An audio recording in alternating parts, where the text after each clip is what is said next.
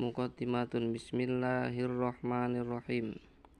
Qala Rasulullah sallallahu alaihi wasallam law anna naharon bi bani ahadikum yaghtasilu minhu kulla yaumin khamsa marratin hal yabqa min taranihi syai'un qalu la yabqa min taranihi syai'un qala fadzalika mithlu shalawatil khamsi yamhullahu bihinnal khotoya. Al hadis. Artine dawuhe Kanjeng Nabi Muhammad, lamun ing ngarepe lawangmu kabeh ana bengawane kang saben-saben dina kowe kabeh padha adus ing bengawan mau ping 5, apa ta isih ana kotoran kang kari ana ing badanmu kabeh?